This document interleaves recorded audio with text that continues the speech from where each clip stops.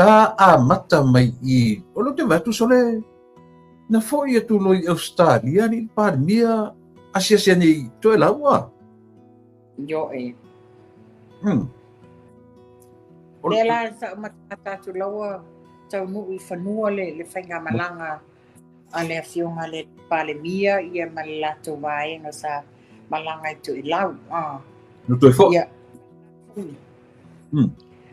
foi lea le whainga malanga ia walanga so tau awa to I lau ma Samoa mantua I le ofiso to I lau the Tokelauan Affairs I te tono Samoa ia mantua fo o a malanga o I le vaa tato vaa Samoa malanga I to I lau e ave I fuala au ma mea ai ia whapia foi ma uta a inga mai atu no I whafo e whapia foi to I si o le moto to I lau e atu I Samoa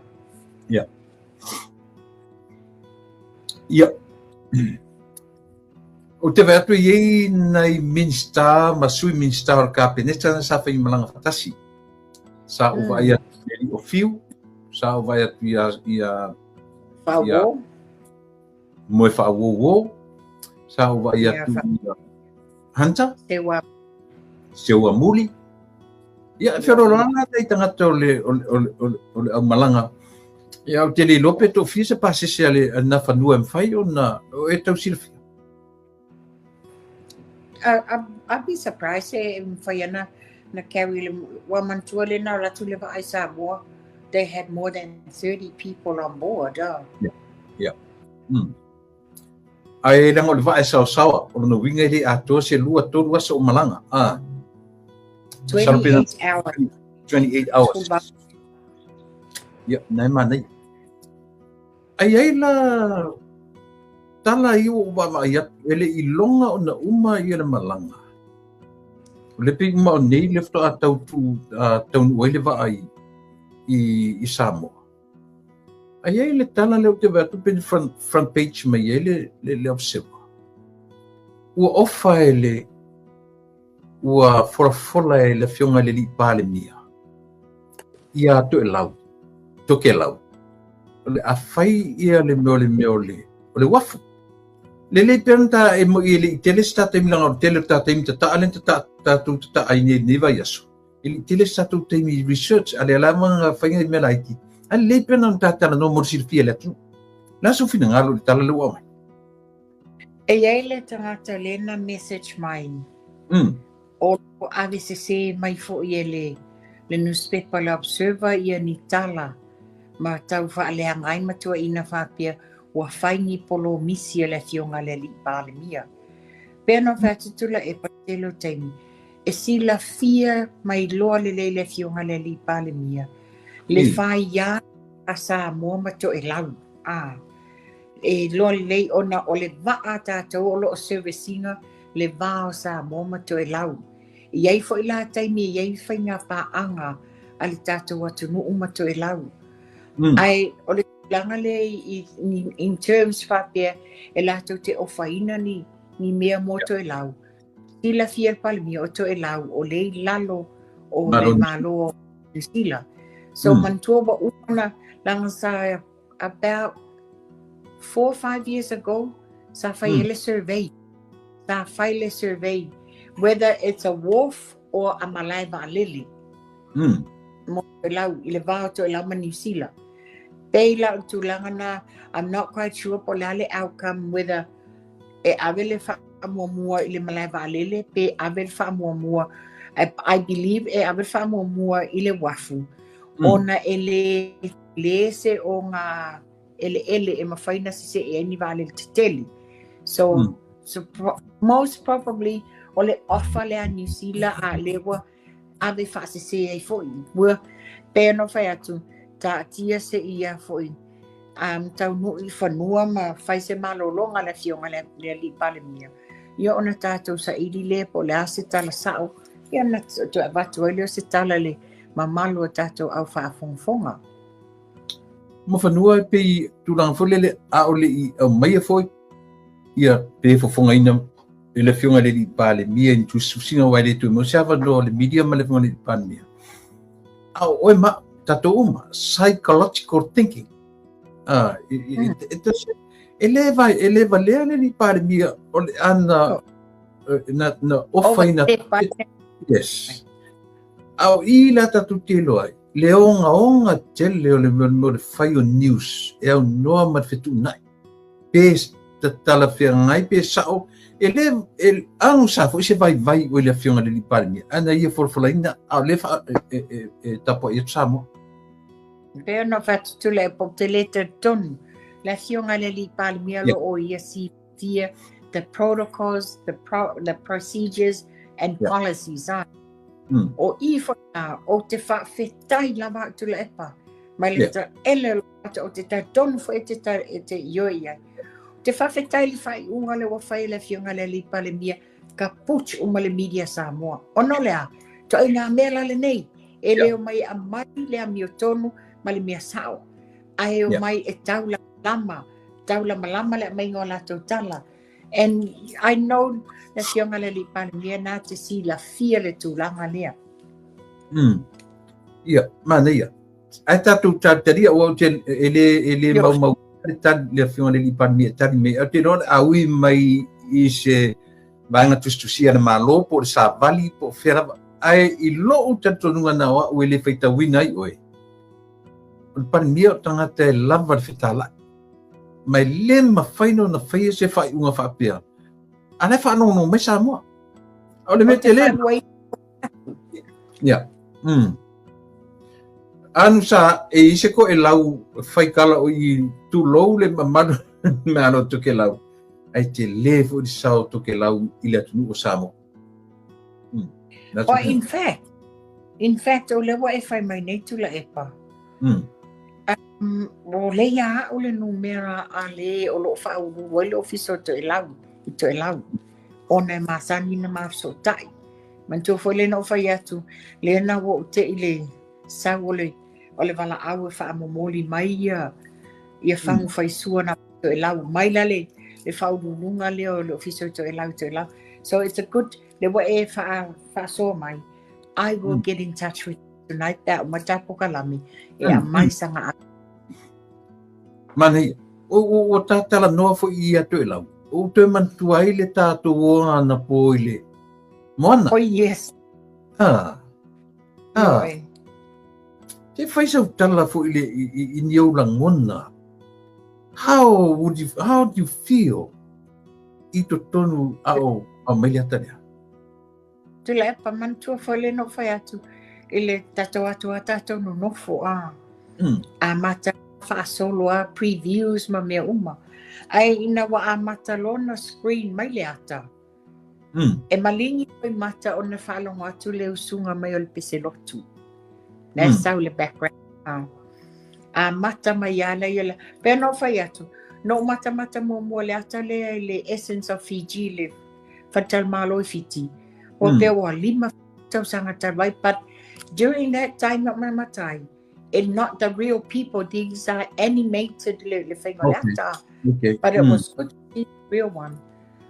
O le ia wa to whafonga mai le mesalvon mo foia. Na ngā usua pese le te waka. Oka pese malo si tawhia. Pese te waka. Whafo te waka na whiola mai I au tawha o matou ia mangoto. O sa mua tumuto e tau yaso ia. O tama le usua pese te waka sa o ngai St. Joseph. Okay. O le whaina na lata usua le pese ia ala mangoto. Ia le te waka. Because they live next door to us. Oi foi papalangi o tum. Sunken Road. Tēnei mai whenua I me le fionga le li pale mia mai o tēnei Sunken Road. But that was in my preview o le atana po. Ese lo mimita Ese lo mimita Aia ea. A ia alo le atunu. Ona o le tau mawhai whai loa mea sina si o tātou atunu. Te tilo ia I le o lo whai mamoana. O le alo ia eilanga aia. Te tilo I le o lo whai matina moana. Te mimika te matoni. Ioi, e na usa tula epa, o i fatsoli, o Frankie Adams, o lona tina, o le classmate tula epa la o fatas, wana ma o fatas i Samoa, se luau, ngone, o tina. Lulau. She speaks highly of Tula Epa, how they grew up together, o onga no this, lelan fa me tiao. O le wa movie Hollywood tiana tamo Frankie. O no lela wa act my lata le ya. I miss if all of you I say Yuli Dwayne. Yes. It's so good. Le mana yo lata. Ana ia lata. O la Tula Epa. Pena o fa ya le mato fontanga malasiunga le lipale mia. O tāpena penanga ia le la tāpena iai awa ia le tātou tū maanga nu ufa Samoa le wasui iai te wila a o le thimo Samoa ne ngalo. Ia le na whai mai iai o aloma tama whānawa Samoa le actors and actresses o lātou the artists o le au pepese o tamata a alo o le au atu o mai Samoa whailo lātou sau awa le tātou aso whapitoa lea.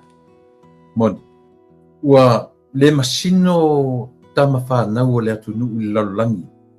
Actors, actresses, players, football players, o ta'alonga, boxers, o tangata o motupe. E te loa la vale se le vale le tangata i pe a o ina li liu matu tangata i e whaimea siri mo Samoa. Ia, o le e tangata i whai mei sa o na saunoa i le fionga i le li pārnia i saunoa lea. Ne to te lea i atou lea e whape aina i ranga li pin whatu li mo sta taimi te whanongonongo ai. Ai e ese whape na saunoa i le fionga i le li pārnia. A tonu e ese po le ase ai tika whanongonongo pea. Ai pe o le kakikala ua i le awala ma le waainga.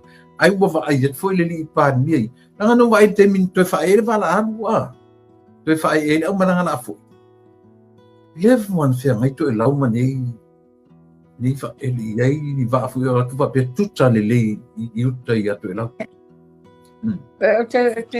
O te a foi whamu i le saunoanga lea le whaowa ai le taimina whae e ai le waane e ave ai le fionga le li palimi e tai. Ona o ta whea malona tama ia i taimi o sa iele la lona tu fine sa nofo le tamatu e lau sa malanga ai foi la lātou i to e lau a le lātou talana e leise wafu e atu paka le waa e tai le sami ia no atu leo tamai waa laiti a wa ina lau lātou yuta me la aho ai e anga le tau so wa le sami ia no ia maulau pipi ina ia awane i ai malesi mea le te baba ai atu iai tustusinga ia mai lungo le e iai le whanua pe eka pe tolu eka pe afa eka po lea pe eka pe afa eka pe tolu eka po lea la matu inga te leo whanua au le whapena iai whanua na ofa le toi ina o tula epa i lona fwoi mai teimi e whai ma e ave mato e lau o e tau se nang waru ta vai aso pisiri ai pana ia e tau maua se vangai whanua ia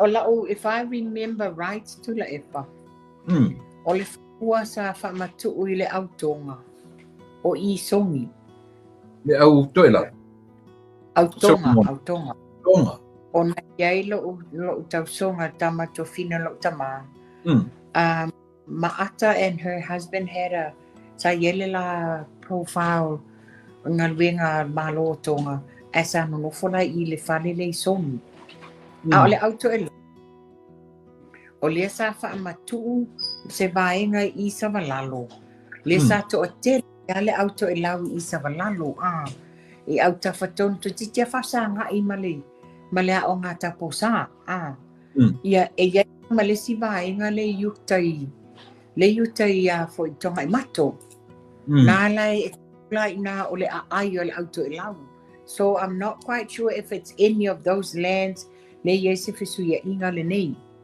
ei ia Pena fai atu, ele I lava se teimi e mai moinai le tūranga lea. But tu singa I mai. Mai to tele la tu I te vava ai atu la tu commenti au mai. E sa o tanonga ai pe I se toi ina tu e lau na whailoane. Na ofa tu ina tu le epa ia se vaenga whanua. Mo tu e lau. Ai o mai te mnei I mo se mea. Ai ai po tau sa I le ia tu ina le. Fui motu I am turang whapena. Ia ngā pape me na ofa na ave I o e tu ina le ofa moto e lau ali ia se me na maua e o mai te minei ia wai e mautule officer to e lau I Samoa io I Savalalo Savalalo e mana ia la le wa memta u ia tu le peta ba te stafa so ai le le vai aso le ona le peno fa o le ia o te foni o le fa o le to e lau so I'm gonna give him a call and then give o le atonu o le afole awala na faile sa noanga la fionga le li palemia was that related fa pe so soani se tulanga tau le wafu or whatever le fa pe ai ton piton te tele o to e lau o fala to ina tofu le pitonu umale eka no winga to eka pe o fanua Samoa na fola to ina e ave ma pitonu I tolu to e lau pita I ele tupu ele I se men tupu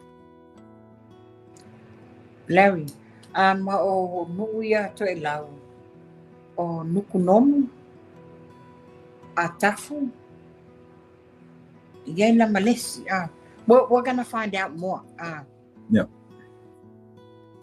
yeah mena u langa o ua faita po kala meri I se temi na ta anga I ai la e ni ke wangalo e tau le mele tu la epa ese o mātou New Zealand ia wa esi le fia for le menta to ye New Zealand o le pasi o ta vale do ato le Samoa o le savali le awala te lo le Samoa o le o I fale o lo le Samoa o lo talu mai na mātou no mai le so varai le was for le sto na esa o faso o tele I fe tawi lava I se Samoa I mea le nei mai feo ai ana nafi maalu fia I tula o ma feo ai tono le o le mole I Lakewood o te le pa ai se tangata sto atasia ai ona te le o le no ia malata foi dia ai ona o le no fuanga le te lua yai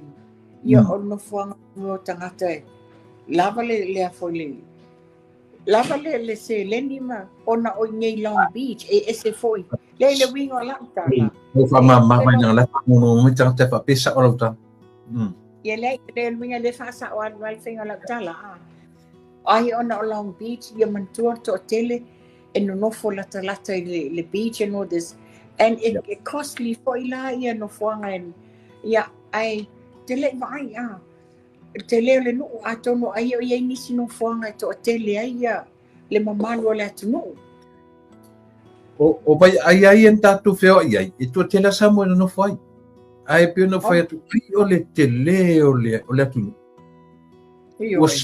au te tanga tui e se longa o le lotu da sosa longa ni mea sam ai le pela mele e tato New Zealand e turo ta vale stop sign a kalo mele samo ia oi ma so se mea ke ele mau nei ia na uno mo mawina se ia vanga na lava mea ia Samoa ma me va pena e vai o no ia o tam le tu le epa ia mantu fole no fa te o te laton po o le wo fa mai le mau le tinaya mai ava bise kota ia o le atatu toi fo I famasinonga ile palota le asa fata o fa pe sole when are you gonna stop to le epa where do you stop ale fo ona nei le tu fa lo tu le sa amatai ta wal manga o le lato case le nei o lato tau sanga le turanga o te fono yeah le fa pe le na amata nei fa pe le malolo, matua I le malolo ai masi a. Ona o lea, na te le talia ina la valonga defeat. Le foi la wato e whaile nei by election, o lea foi la wato e olo pala I ona fofonga a. Wata tau back out.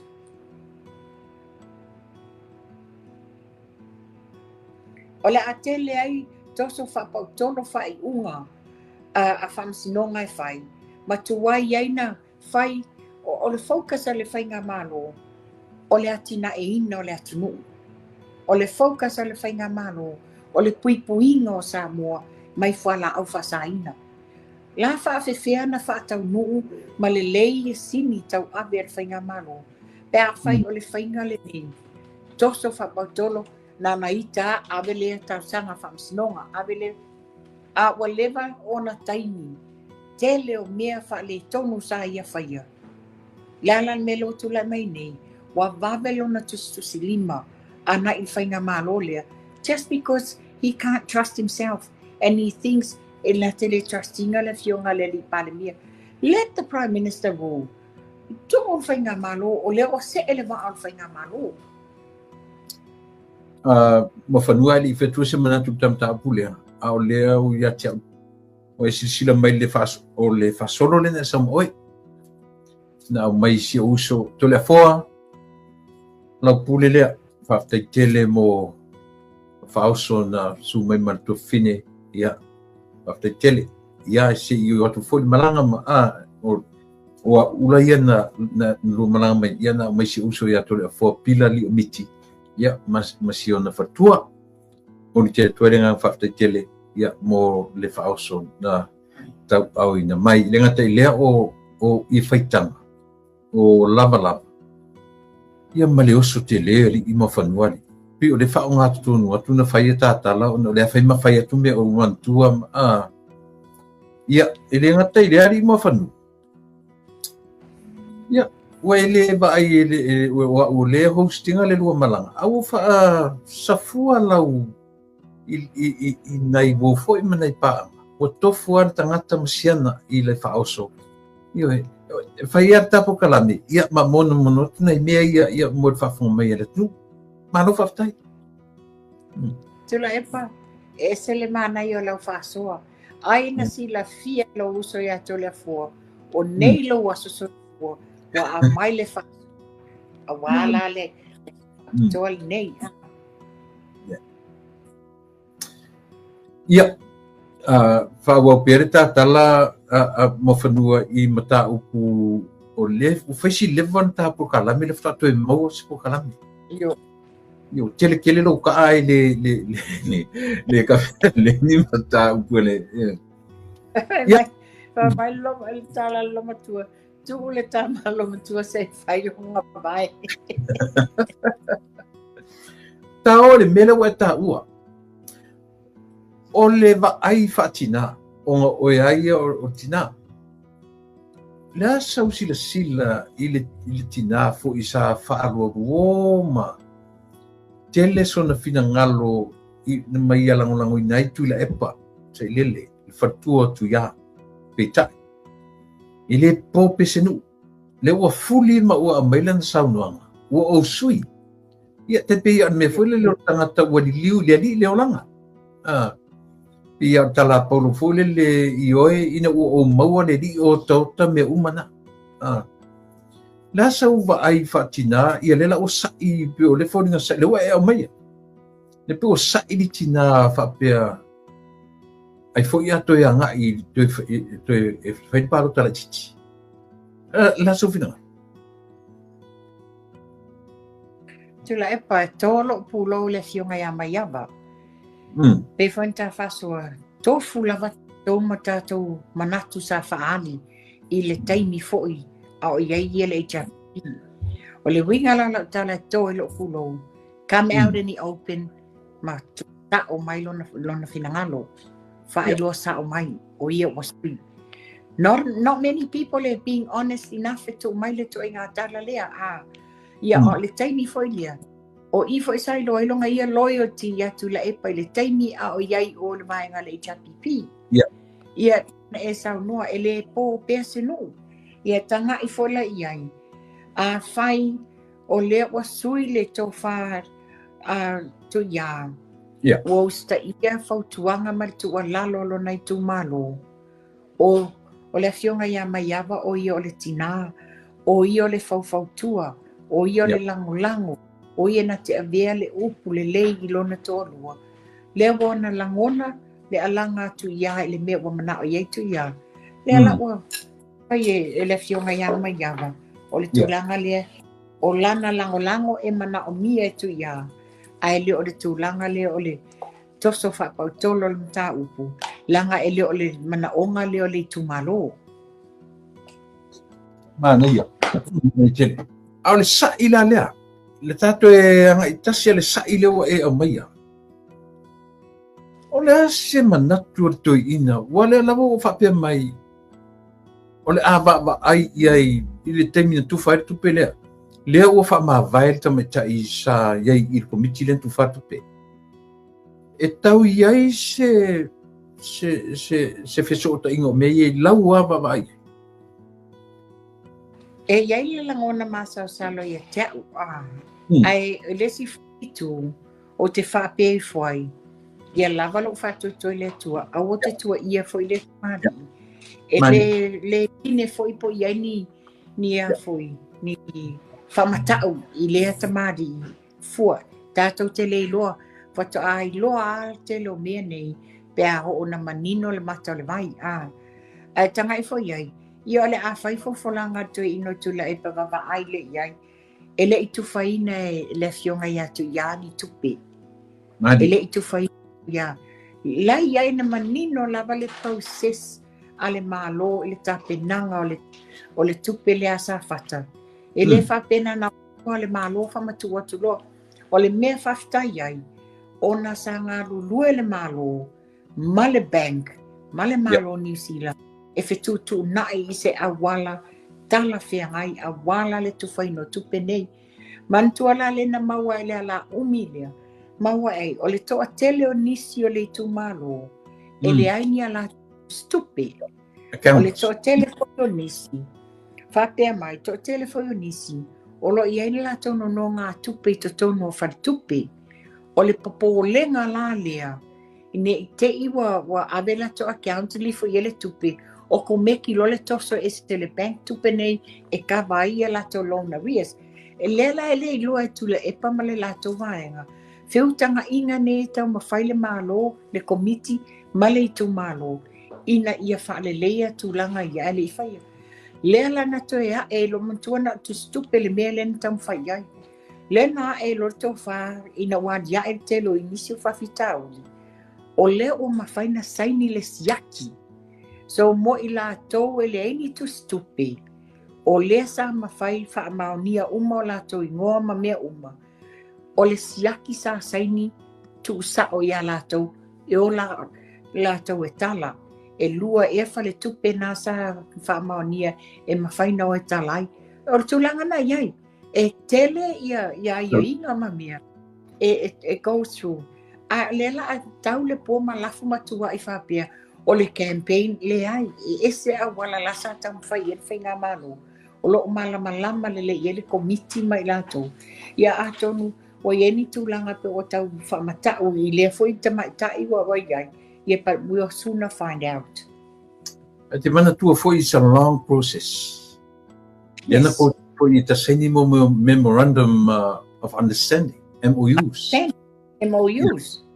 So e tele ala ia le process nga go through e committee lea. O atu sau e tolu fia. Maru afe tangata. E tu e latu le recount o over mas fruafe. Se fruafe yo e. So ele se me fai go fia. Se me whaingofie, a mantua whoila. Banks, they don't accept e tasi le matai tusi o le ngoesisi e le tadia e toi ave uma whaasa o uma mea nei. There's a whole process that people go through. E le whapela pe o tūlango mea sa whai e lato. Wha la tua na whai. Le hai e lo tūlanga na le whai e tato mea nei. So le lava la fair enough tau sangani na ba. Ale window, kusa le window le lento tapina umayat process le. So 1 year window. On olea. Ele titi ele la o tu fatu le tupe. Ale la ufa ngase tu le pa le me folia toitap le se sengon mere mare temi ya mangele a. Yo e mantua foi tu la epa. O ia foi le o toi ina foi le malana vaenga. Le na ola o le se tupe o whaanga le fast le tupe no des. O te tono mau te fono le na wha leo. O ia lawa mau mele tala sa ta ule ta iafe mo tupu a lawa mau mena na ta iwaru te la. Vai le tele le hia sei ma le tele le tala fatu. A le wa manino mai watu wa matu watu le ta iafe se lau. A tangata i te tono o tu stupe ma mea ni. Ia mantua iai whana piti e le aina la tau tu stupe. Sa sai ni foi la fea ngainga nei. E mani o le tati stupe a le toea ina leo sa o le ainga po ai lava ha. E tele feo inga. Ai o la utata nunga tu le epa. O lo malama lama toi ina nei malata waenga mi. Te tau na malama le fontoi o i o le loia. And he should know better. Any documents me faloia, there has to be accurate. Onolea, te lef tu pele la titi tupe. O tulanga la uia la titi lo yai. O la vala tu te lo le me tau na fai. E onga o le loto ele le matau falanga ina titele. O le mafai ena fa wala lo la tu loto. Ma mai le mi o tomu. Ayer tala lu te falongo tuele I mafanu. Ona te falongo ola uto e adia el mele o tau pule pulo to duai. E ave se to ina le ona ua paalua ia mo me o afoi. Fainga paro te ai fa fitu pa election fitu pe ba. Balo le 2021. Ia na to ila lo popo. Le ala fa o mapuna toi. O toi mapuna e foi to ingatana. Olea. O le vese tu ina lea, o nei le tala fea ngai, I se whai ngā maro, ma se wang whau whai. Le tūla I pēr o se leader, e tai ia se wanga a ua whaia ina whawhia. Le whau koe adia. Lai pao photos wafa. Te ti ai ta linga ti ngā fofonga le tunu. E whongo pēr I la pisi a mai e la tau nei. Nga le mitai ia feo iai. E mwhaina la to whatino inga. Ia wasa oilole nga. Wasa oilole fionga le wa whai ilangi fo launga. Ta ia le ekalesia katoliko. Wha maitu le epa. Eng masesio o tō anga wā. Ia tau mai le masesio o tō i se loto po se whatu. E mwhaino e se tu le epa. Wa le mana tau tō whai. Tale tau na tau whata tali by elections. Tale tau. Tawana to I loa le election mo 2021 e le whaia by election. Nā whaia inga loa ave ese loa. Sautia na ia pulu mana ia ta inga wha leadership with taimi tangi ta I elona to la I mai tofi. Mana ia. Ia alangan mana tu whin mai alil matano. Tu la epa. Tari tonu mai la tala le. A o atu le lua hafe toru se fulu o le mau al maro se tu le epa. E pe pelo mana tala e mauti no ato e run mai fo ia le pa. Ia, tau whengai no wharu. E moni sau noanga ali. E whika ia epa. O le la alua le tolu pa e inga o mitai la wha mawai. Well, e se a wala sa tam whai e wha mawai ai. E wha peola na pa e muli lua whiswono. Le pai inga ngā uma. Ai o e ina wa whatulanga ia. I le whai ngā pālota tangata e tamo e le lua olo tasi. Ai toi amai e lalo no ingoa. A le mea lena maa ua whapea o le ale alu. Ai o lo nātari I le la sa we tawa. A le wai. Wawonga ilo inga. Le watu lai mai ia lau le mali e toa. Na form up lo ki e le fast. O I nā la lea. Na ma ini ai lota mai vai o tu la epa. Ia. Tau mai ma whanua te lo se umantu atu le po ani tau pu e ta pena mai na e whamio ende. Leo o sui le po a te policia ali ai mina le Samoa Airways. O lea pei o le tasi lea tangata CEO o le I longa foi ona o tele ai ta lafu company vale le mawhai tutongia I le vaitaimi o fawo. A leo wharongo atu ua whamei ua suia. O tere rola po ai le CEO fo leo le atu. Ala su whianga. Mea se ta tianga o ta tia lea mai. Ia, peona whailoa atu tatou pokalame last week. Ele matou fontanga ma le fionga le li palemia na whailoa ai la le fionga le palemia. Ua tofia nei le board fo al mtanga luenga le amina le vaenga le Samoa Airways. I believe ele I whakalala wina lola le wa tofi board fo whasalau lola noa ia mo te fono le o tangata CEO no this I believe se taliu mai whanua le whainga malanga le fionga le li palemia ona fono lola ia ma le board fo ia ma a mata I lona abel whasan laungo awa noa nei. O le tūlanga lawa ia o le tātou nā tangia le tūtanoanga le whatasi ma le whiunga le li palemia. O lo ua mausali ma mautu lava tāpenanga. O lo wha mautu lava le anga I mai fafo. O I lātou le whiunga le minstau tupe ma nisi. O le komiti e whaawau ia le vaanga le tupe le vale. Te laipa o tele tala no tele I aile mata upule na e paule ona le wa matou I loma whamaonia. Ele o tā o fia tā penanga le whaina malo mo le tātou valili. Ia. Te taimi whailoa mai ia taimi matulanga e whaimalanga mai e lātou whai le whailo inga malmamalo le atunu. Ai e leo mo tusia e leo tā paulia ai tā penanga mo tātou valili. Ia, mana ia. E pita pau ana si mea lea pita u eri mai le atunu. Ona e leo o se tangata o ngā fui le li o whawo o ma tewi na sa whai mai ei le tele mea le leia le company valili na ia au sia. Ala se tātara noa whaasamsama noa, e le whapea tā whaitua.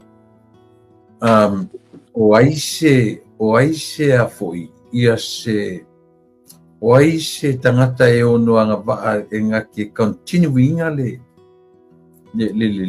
o le CEO whengai ma le tongi o e talafu ma le whaawawina o le operation a le company valley. Somebody in mind.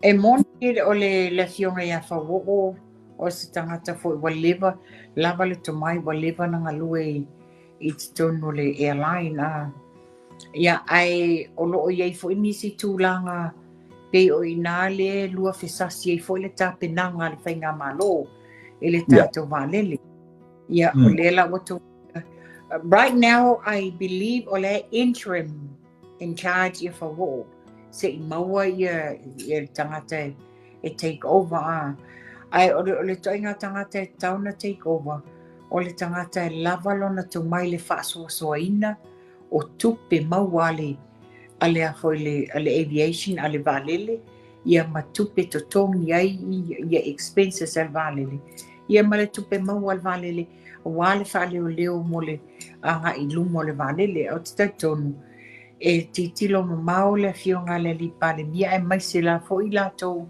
le tonu le board e lato te appointinga le tangata e lava to mai, lava le ata mai, ina ia mawhaina whaasoasoa ia le tupe le tātou waalele pe a o le tūlanga whatatia ia fufuanga le malo. E iei langa o le li o whau o te tau lau lea observation I lona mawhau sangata le lei e me se fo le managing o me tau tupe. Iei le o tatonunga o le li o whau o. E longa mentality whaatangata CEO. E tau mi aile mea o le to get out of the box of your comfort zone. Tau whapenalo na I lau lea te tilo. E a foi, e musu volele e papai I vale tele. Ai ero na mawhau o wa'alaiti aia. e na te whaire development o se company valele e lab e ngafatia valele la iti o na tutongi pasese o na tutongi e talafu matinae pat o le vai e malo e fafo atu le box lea o te tonu la o ira le ye le differences lea ai o se vai ngale le foi le o ne tatu fe mo challenges o lui mo le lumana iman viola na so fina e pay falling mai it's in fear of resilience and new transition ole tulanga e tilo yai this is the time, this is the day and age o swing a foe. E le mawhaina tātou loa, ma maua se melelei, pe a tātou le laa I lunga. It's escalated the new transitions of tulang, te tilo lea I le tavidinga le olanga I langi. The new technology is coming in. Whaiala le wasau le new technologies upgrade mea uma a le la tātou nofo I lalo I tamai waalele nei. When is it more going to be uplifting? Tulanga na lei e whoringa mai, he's got that fear of going into the new resilience and transitions of new technologies. Yeah, po fia lava le mea le anga I ai le mawhauwhaunga o le malo. Ia talia tong talia ro tatu nu talia Samoa ia vanoa nei tatu te la ese male timpusa le tatu masani ai na tonu la e sistem ta pu na we tu le pa mana ia po pasita po kalame ile le afo ile famania ngana mawe Samoa le sainingo le tatu partnership le talonga la kapiliki Paftai fo ile fionga le patia male minstala lango talonga. No mai la le atu la epa ile live la le wa lungo o penga ta failani. Le wa tu ole to ole to I tu malo Oi to o sa ile ta la so finangalo ia ile mata e ole mta ubutu ua mantua tawa lua e tolu tau sanga taruai le fo isa fa ia sa fa I tu malo isa pari na ave fo tuanga I le tau ia le ainga le ainu uia mea mai le ale fo la le tu lai mai e sta tana sosta e me te afa mai e te ile tutu watu te ile nobody knows they are coming. Po ai na whalonga. Pa mai te ile tutu ai. O le whata mā waifo. E sa iei tau songo tawhia mali. Sa whai ei whai la tau nofoi e sa pari. Le la whai mai o te iei whai le wā ai ai. Mo o le imo sia ia. A se whai sau tala to o le tau tu mā rolen tula. Ia. E le fou ia mea. Le fwini whanonu uma ia Samoa o whaile whautuanga fu I sitasi fu o tamale malo, o fisale malo I tutonu o nsawhai tonu I le isi tu wala o le matu lava nu. Ia o te manatu, so se taimi a tu la I se to o se nu u whape, ele na o mato nu fo, e o fo I le tō fio anga. So se nu u lava, e o polo I na langona leo le nu, e iaila mea te tele, ua tatau o na whataumuina. Na lapata ia siungali lea. Na lapata ia mua e se tasi fo'i o matai o le nu. Le isi fo'i fuaiala. Tonu lava le matonu na lapata ia. Pe tai pe e fōringa mai e lei talia ina le lei, mai le inofo le lei. A o le tenila le na tue whai eisa, o le mele na tupu, ele I tupu o na nafi, po talato nafi mo whanua mo sifia. Langa o le teimi anu kara noa sa olo I Samoa le matu nu, I se tasi fo I o tangata o a inga manu. Ia ma feso ta iai ma waile tala sa o male me ua mai. O matai ele ainga le na whai le lua, ele vai so le tia nei, e se se tala le amai na tupu le na te amai vai so te nei on tuat. O la fau te epa. O te whamaunia sa unanga le nā. Ona na mawhasotai ma mua au sa. Bert McKenzie. Sa o nala le sa whaila ma sa whaia mua au sa. Sa taura na yei, sa taura na mo sa na. Yes, la le sa ainu uaia mua au sa. About 2 weeks ago, going to 3 weeks. Ia na o le latu tu pai le o latu ainga le I meta o mali o au. Inale, ale la fai mai te mali fo o le matu ainga manu sa tanu ia. Na o tuai ila uaria. Ile fa mo le. Malongo tala I lole nu. Ia matau dia ese uma fo yala I tonu nu uma. Io inala na tu lo to o le nu. Ia ma avelo iai ia se lapata inga martulanga sa o te taun tau toi. E whapela na paela io whato ese. Na whai whato esenga ia lela ua ta oto tu iai a toe a foi. A toe solia ro le miro o watonu. O le a ese tu sa fuela po matai o aina. O le a. E la whaifina ngaro nu me taun tau toi iai. Malanga le lavau tatu whaarongolongo I tu lai o le toi ina ingo ia le ato sana vea ia le to o le nuu marifina ngalo le nuu. Ia ono nei mea mawhanu o levan whaarwa le tina. Io o lava fo ia tia. Na lafo I tala le tina le whai mai le o au le inatili iwa aia tia tono le nuu inatili lopo aia. Io Ia. Whawhenonga I lope a whau re tata. Ada winga na ta noai. Lang lefto atau nu pipto ava elunga le atale na fi. Ar mena tupu lua vesta boy. Tupu lua vesta boy. Ia moa ia. Ua langona lu fia ua whaatau nu e la matau nu le me tau ona fai. E se alanga e hava le mano. E hava le atunu. E hava I tai o le atunu. Ben whaafonga le to o le ntulai ma whapea mai. O le whaaluma le ainga sa mali toanga. Na manino asa wanga. Ia, o le alava le mo le nuu atoa lava. O le lana o le whaaluma ina o le fioanga atoa.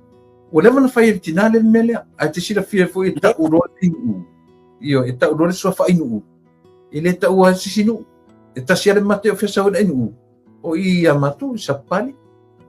I ua le valana nofo ono le nuu atoa. Io, ia e mai. E le sisi pe o tai o le atu nuu le na whaianga ia whainga a lea fo I ungani. O le whainga tātu langa le sa iai tu le epa. Pe e fia tangata le tina nei suafa nei E fia tama fia wha mawalunga ai. Ai sa waila ma le ma fau le sa wa. Ia wata ngai ela le tama le matulanga le wafai le tau I tu malo. Le to langa wata tau na wha sao. Wata tau na whai se tapu. Ova le ma fau. Elena o oi fo isa whai e sa minga tina lea. Lena ma o sa whai melana sa minga. Lea whapea ai. Ele ai le mai maulo tai mi tangata e handicap. Se vai. Ia, e pe mena le ua maua ia va no le ma ua loa I le tamaita. Ua ro foi meni o fai fina ngalo nu ma fio ama. Sole e tau ia fa mo tangata na te fa tau te ia va no ia. O le tūlanga whaingata, ia ua ia le tūpāle o mātou tina. Oi, whai mai fu o tātou o le pae ma le auri. A le solo mua ia le whaatau tei. Whaatau tei I whai unga whai a nuu mai tū malo. Ia me se fo tu tono le mamalo a inga. Whaaluma I inga. Ia, whawhitai pā whapea, wa ia se la ngona sala mōmoni a te ia. Lea wa noa le to o le tau I tū malo. Ia, whai ma o inga ia te ia. Ia. Ia, te manatu atuna mo se te milelei tu mo se lau lelei ia si tam fai sa ili sa vano I se matai mai o le matun ia a mo fu sa vano maleli o pali I te on te melangi pe mo se te mo mo a sa vano Bana ia mau se lua vanoa ma le fionga le CEO ia pari. Well, come as o le tangata anu o le tau I tumalo a mai sana ia whamamlamanga po le afuso na ia si la fia ia mana ia na, but at the same time foi la o le la utam fai o te sa ilia nisio o confirmation mai le whaululunga o le ofisa to e lau ia ona tātou ia la ia I le tūlanga o whamasinonga. Ua pi lena tauna maua se rua vanoa ma le fionga le pulisili o whamasinonga. I tūlanga o whamasinonga. Ia mani tūla whono, nai tau whanu mena pe... ia mata upusa usiringi ai le CEO o whamasinonga. Ina ia maua e so malama anga. Ai ni nai ainga sa pala au mai. I se whamaninonga e o te sila fia ia. Pea no whamanino I lātou whafonga mai. No whamanino atu lava mua e le o au o se loia. Lona lua o te le whaia ni whai unga ma o te le whaia fo ni whautuanga ni recommendation. Langa I don't have that capacity. Ai se ia o sa ili. Le lasa tam whaia sa ili le fionga CEO o ia lava le to mai na te au mai le tūlanga lea. E mana ia pea whape ia se taimi o tā pokalame tula epa. E a mai le fionga le CEO. Ina ia ula ia fesili o tūlanga I o meo whamasinonga ainga. Ia na manino, ia na amai, ia se tā pena mai fesilia I lātou ne ia lātou cases. Ia na tūsa ola e lea nganta whailoa o lātou suafa. Ia ona o mea sina aia. Ai na o fesili tali mai le o lo o vema whaululunga le tanga nuenga. Pe mana fule tam fai whafsota iai e poita o te whasota I fu iai. Ai mau se taimi o le fionga I le CEO once a month po le mo se mo tapo kalame. Ina ia up to date mai ia le tūtau whamasinonga. Ia ma le tūlanga I o tatele siringia. Ala lava sau sila li tatara no ia fa tau mate le fa pe tatara no ni me a me ta ni hia sei o le tatara no lunga o ta ua lava ma fa ile tu langa o fa sinonga ma tu la mai ora na fionga la ta mata ito ina le malo matu le ua lango lo matua ia to ina ile tangi le o lo ta pena nei I tangi leo o manino ele to vesen lo tu matuina na te sila fieto ina malo mtua le te tano twai ile famasinonga le lo manei le to le o pipi o fai poi I to ina le malo io ele fa to ta fai tu se o toso se veli mi fai piponga le ilo na tata no fai pui pola manatu maula languna ia maula vaenga le aso sila pe a fai tu lai mai I se no lena maurta ese tanga tantusia le tu se lo matua le fa msino sinia one of the judges lena fai tu silena lo matua lango ai ile tangi ale ja pipilan fai Nasa whenua? Tulepa, ia, levo e whamanino mai le tūlanga lea Moa ula ia. That is most corrupted actions o se whamasino sinia. Lona lua, matuai bias, conflict of interest le ngā luenga ua whai e lea whamasino. Tolu, ila fia le fionga tamaitai sa o whapito. Lea le wana whao ngā se nai au na ale mtanga luenga o whamasinonga. Ina ia maua le influence that's so corrupted. O I whai lai te tauna te tilo iai ia le loia sili. o lo tu po ai fo yo lo tu mo whainga mano. Don't me fa to silia. Don't me fa to silia because it's very biased. E le tauna involved. Bea fa maoni na tusi se loia se fa masino sili. O i le buta mai. Wale malu puipuia la. Le tu lango fa masinonga. Wale malu puipuia. Le la o mai ono lea. Influence ono eta wai. Influence la uo pele no that. Wale tu tasi fa masinonga. Stay out of it. Stay out of it. No involvement whatsoever. No news is the best news. Alo fai. Ia, mana ia na tapa i mena i tulang ole. Bava ona tunu. Ila, i mea la batau whamasinonga, anai te sila fia mawhanu. Whamasinonga is one of the pillars. E toru iei ia pila le pe whapena le vavai petai. Ole e vavao pe whoringa mai ele o neutral. Ia vasenga o whamasinonga. Tasi lana me le fia mau siawa noa ma le whiunga le loi li CEO. Ia, te musu fui te whalonong ia non to whinga wha CEO i tu sa o tui sewe sikura. Ai, o lena uwa ai atu o pena whai malanga wha atasi CEO. Sunga pari. Ma le whiunga whamasino sili. I whono lena whai, whea whai lena angai nei e. Whontanga lena i latamini. Elika, yeah. Isn't it Africa? No. Yeah, si sa ili mesetain. Ala sa wa ai o ta o lo o fale mteng. Ta mate ile fa pera. O e to fa tu ina le fam sili te ni i fa ngai wingo le la to foi ta u ma la tum ta fa. Timo. Tu la epa. E va tu sa o la va se la mo no tu pa u.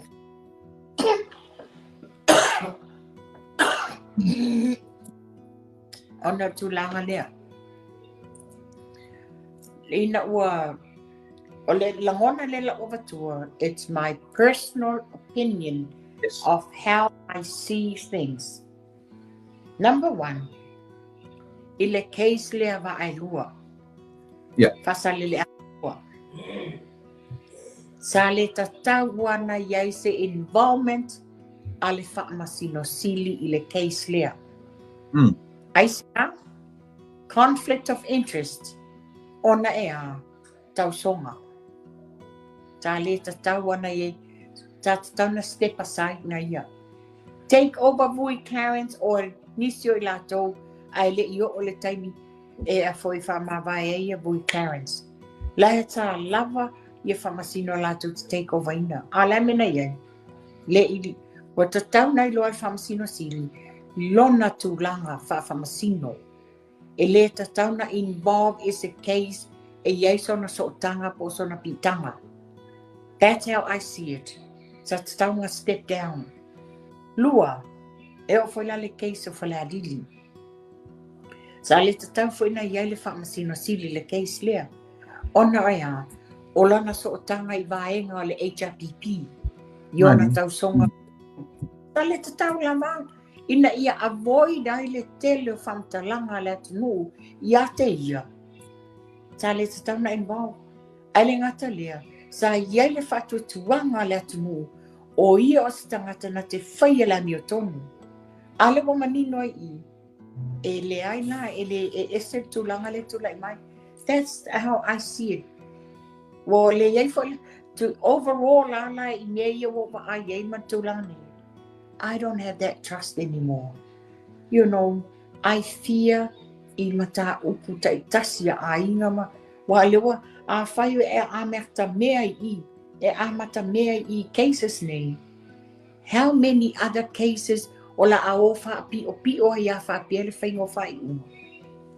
O tūlanga nā tula epa. Ia. Mata mo fie. E pena whai atu mawhanu o ta ua opinions. E len whapene hearsay un men ta whalong iai bon. O ta ua wawa ai ma me o lo tula I mai I te mil nei. So ua le ai se, ua le oto iai se trust. E le ngata, o a umata ma le majority o le atu, ia i le tūlanga tau vaenga tau whakasinonga. Ola matu lo fatu le lei atu le epa. Sango. Whapitosa o case o le fine. O se case a au. Ai whasanga alai i se tausonga po sesi tawala maila i le tulo wa tau sa ole swafa ia vai mua. Ai whatautai a fionga le. Moto te lelo polenga.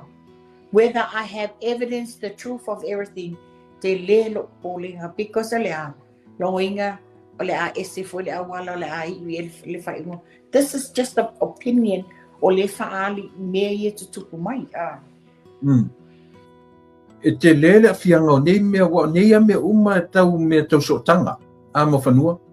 O sootanga nei, ia te sila fia o sootanga nei e tau ane ai e whetau i malelo mtua. Tā whanga i alto ina malelo mtua whengufina mata mei tangata tata noanga. Tau te olo... Ele sootanga babala lata wha le a inga. Al sa whapito whape whamsinsili. O aina mua wha ai loa al sootanga lea. Ina ua malolo le pālota le lua olua tasi. O aina mua wha ai loa al sootanga lea ma saua le tau whaiwhai. Mua amailunga e tula epa. Mua amailunga e tula epa. O ia na fofola inga le whala.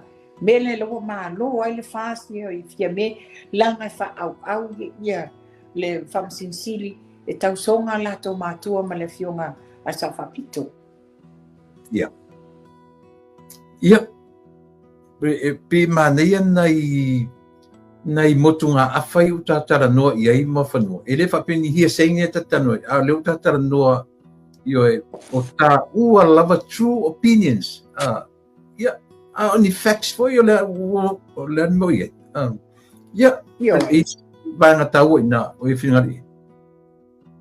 Le ai o le tulanga na le wa tu ai tula epa. Ia mamai a tu fo ile tele motunga afa. Sa ma fa ia pe na fa atu. O fanga tata po kala mela le sa tele tatu ta fa ave ma wa fa mata. Ia a le la se ta